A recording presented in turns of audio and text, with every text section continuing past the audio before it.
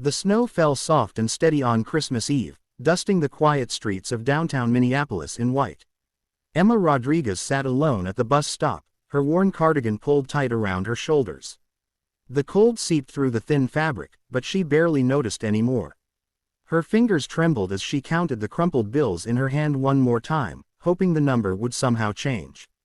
$10. That was all she had left in the world.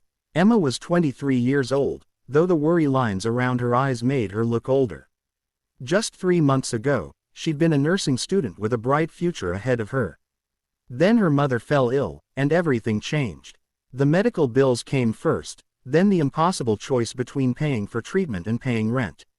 When her mother passed 2 weeks ago, Emma found herself alone, jobless, and days away from being evicted from the tiny apartment they'd shared.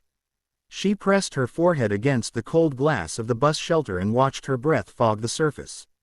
The street was nearly empty now. Most families were home, gathered around warm fires and decorated trees, wrapping last-minute presents and laughing over hot cocoa. Emma tried not to think about the Christmases she'd spent with her mother, baking cookies in their small kitchen, singing carols off-key while they strung lights around their modest tree. A bus pulled up to the stop with a wheeze of air brakes. But it wasn't her bus. The door opened, and the driver, an older man with kind eyes, leaned out. "Last route of the night," he called. "Heading out to the suburbs. You getting on?" Emma shook her head. "I'm waiting for the crosstown." The driver's expression softened. "Crosstown's been cancelled, miss. Snowstorm's getting worse. This is the last bus running tonight." Emma felt her heart sink. Without the crosstown bus, she had no way to get to the women's shelter on the other side of the city, where she'd been sleeping for the past week. She looked down at the $10 in her hand again, then back at the driver. "How much to ride?" she asked quietly. $10 exactly," he said. "But look, it's Christmas Eve. If you're short, I can." "No," Emma interrupted, forcing a small smile. "I have it." She climbed aboard and dropped the bills into the fare box, watching them disappear. The bus was warm, and a few passengers sat scattered throughout, heading home to families in the outlying neighborhoods. Emma found a seat near the back and pressed her face against the window. Now she had nothing. No money for food, no money for tomorrow. But at least she was warm for a little while, and at least she wasn't walking in the snow. The bus rumbled through the quiet streets, past decorated storefronts and houses glowing with Christmas lights. Emma closed her eyes, too tired to cry anymore. She must have dozed off, because the next thing she knew, the driver was gently shaking her shoulder. "End of the line, miss," he said. "I'm sorry." Emma blinked and looked around. They were in an unfamiliar neighborhood, somewhere far from downtown. Large houses sat back from the street, their yards pristine and perfect beneath the falling snow. "Where are we?" she asked. "Maple Grove," the driver said. "Look, there's a church about 2 blocks that way. They might have someone there tonight. A Christmas Eve service or something." Emma nodded and stood, even though her legs felt shaky. "Thank you." She stepped off the bus into the cold night air and watched its taillights disappear around a corner. The silence that followed was complete. Emma pulled her cardigan tighter and started walking in the direction the driver had pointed, her breath coming in white clouds. She hadn't gone more than a block when she heard the soft purr of an engine behind her. Emma glanced back and saw headlights approaching slowly. A long, black limousine pulled up beside her and stopped. The rear window rolled down smoothly. A man looked out at her. He was perhaps in his mid-50s, with silver hair and a long, dark coat. His eyes were sharp but not unkind. "Excuse me," he said. "Are you all right?" Emma took a step back instinctively. "I'm fine, thank you." "You're walking alone on Christmas Eve in the snow with no coat," the man observed gently. "Forgive me, but that doesn't seem fine."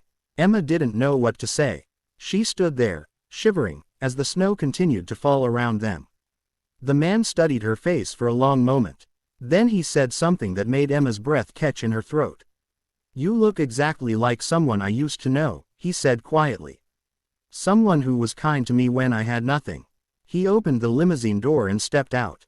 Emma could see now that he wore an expensive suit beneath his coat, and his shoes were polished to a mirror shine. He held up his hands to show he meant no harm. "My name is James Martinez," he said. 20 years ago, I was homeless. I lived on the streets of this city, hungry and cold. One day, a young nurse gave me her lunch and sat with me while I ate. She talked to me like I was a person, not a problem. That kindness changed my life. It made me believe I was worth saving. Emma's eyes widened. My mother, she whispered. My mother was a nurse. She used to work downtown 20 years ago. James's expression shifted, something deep and emotional flickering across his face. What was her name? Maria Rodriguez. James closed his eyes for a moment. When he opened them, they were wet. Maria, he said softly.